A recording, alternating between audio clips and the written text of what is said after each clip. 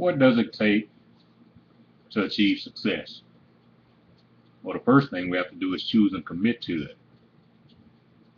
We have to put our dreams in front of us on a regular basis. Benjamin Franklin said most men die at age 25, but they don't put the body in the ground until age 65. And basically, what he was saying, most men stop dreaming at age 25. After life has hit them upside the head a couple of times. We have to identify the people we consider role models in our lives. We have to listen to motivational CDs or audios or MP3s or however you want to get your motivation in on a daily basis. We have to connect with the right people. The people we've been hanging with up to this point in our lives are the reason we are where we are right now. So, that can be good or bad. You have to determine that. We have to start acting as if we couldn't fail at all. What would you do if you knew there was no way at all you could fail? We have to learn to use our time wisely. We have to learn to be patient. We want to make changes in our lives, but we want them immediately. And what we have to take into consideration is we weren't patient to get to where we are right now. It took a long time to get there. We have to learn from our mistakes. A lot of people, don't like doing this, but, we have to talk our daily affirmations. We have to talk our future into existence.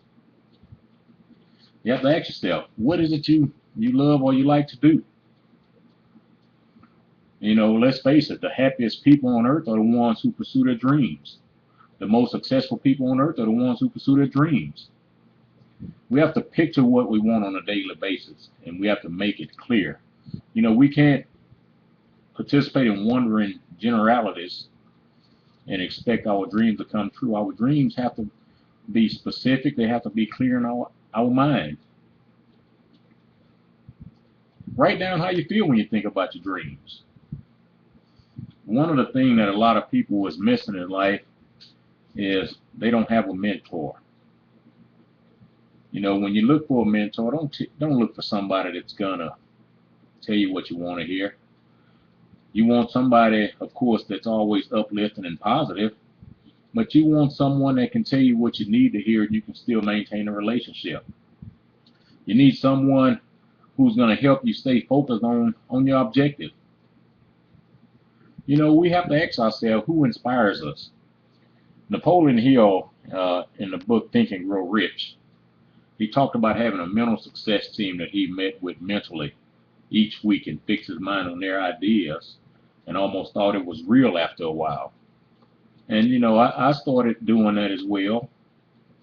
I started thinking about people I'd want on my mental success team and the things that they always talked about. And they were, people in different industries, people from finance, people from the religious side, people from the business side.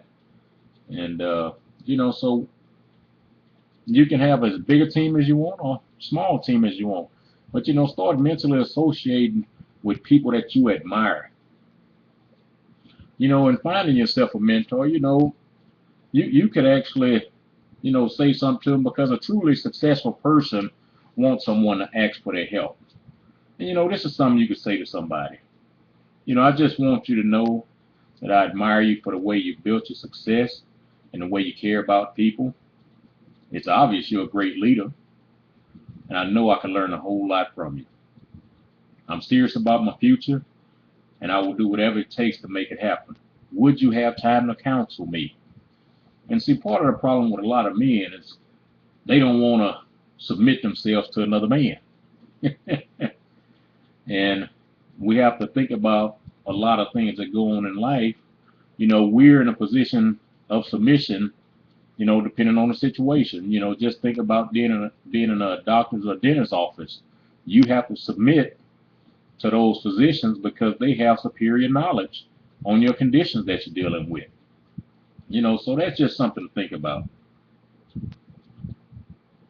What do you love doing that gives you the most satisfaction and gets you the most fired up on a daily basis?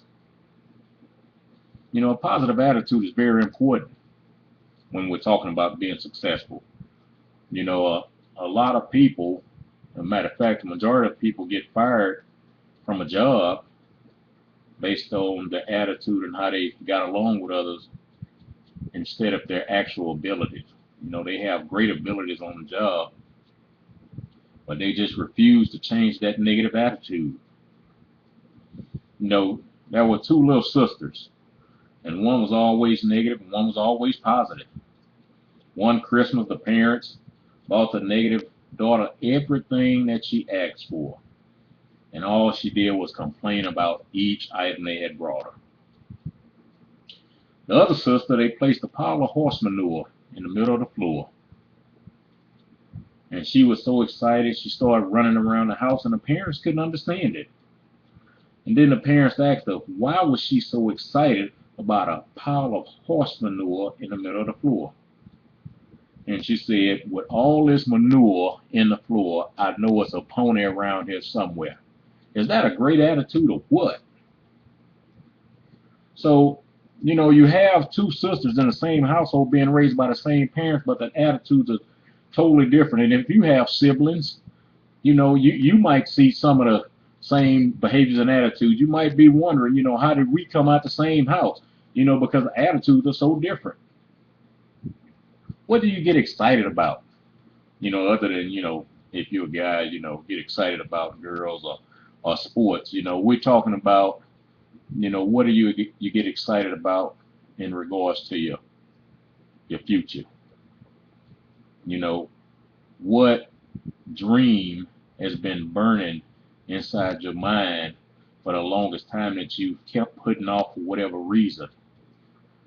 Something you really want to pursue, but for one reason or another, you chose not to do it.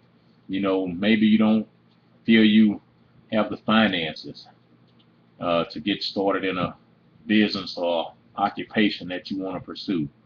Maybe you feel like you don't have the expertise to get into that occupation that you want to pursue. Maybe you're scared of failing, because you have all the people out there saying, 95% of businesses fail within the first 5 years.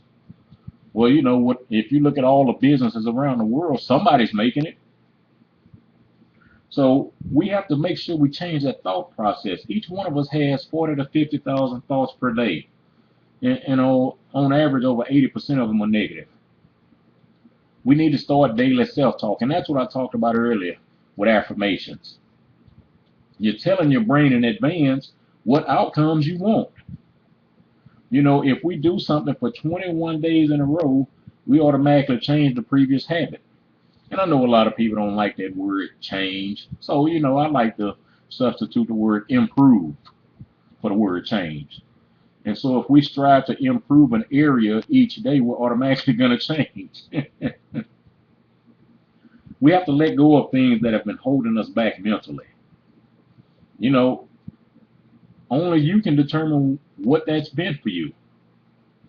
When I talk about daily self-talk, I talk to myself all the time. Sometimes I answer myself, and I always kid around, and I say I talk to myself all the time because sometimes it's the only intelligent conversation I have all day. But when you wake up in the morning, you can say things like, I have a magnetic personality. People love to be around me. I hang around sharp, quality, ambitious people daily. All of my neighbors love me. When we consistently and persistently tell ourselves these things, we first change our belief system, and then it starts to come true for us. And so we have to think about those things, and go after your dreams.